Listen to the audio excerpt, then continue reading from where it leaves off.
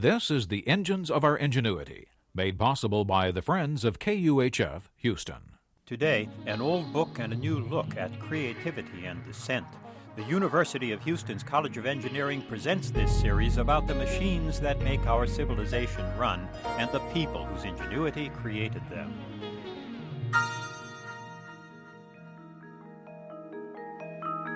The eaves of the Louvre in Paris are lined with statues of famous French artists and intellectuals.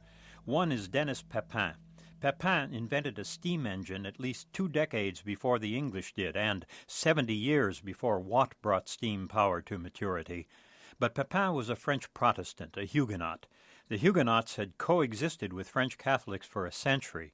Then, after a rapid buildup of anti-Protestant sentiment in the 1680s, Louis XIV expelled the Huguenots. He drove Papin and 400,000 others off into Germany, England, and Canada. Huguenots found their way to Massachusetts, New York, and South Carolina, where their progeny included revolutionaries like Alexander Hamilton and Paul Revere. Christian Huygens, another early experimenter with steam, was also among the intellectuals forced out of France. During his peripatetic life, Papin never did bring the steam engine to fruition. Practical power-producing engines had to wait another 20 years for a Devonshire blacksmith named Thomas Newcomen. I recently caught up with an odd reflection of all that when I found a religious monograph from 1686 in a used bookstore. Such items have little market value even when they're this old and in good condition. But a young cleric named William Wake wrote this book the year after Papin arrived in London, and Wake later went on to become Archbishop of Canterbury. Wake had just returned from 3 years as chaplain to the English ambassador in France. He'd left along with the Huguenots, and here he tried to delineate the minor differences between Anglican and Catholic doctrine. He chided the French for hardening their position and turning from reason to assault.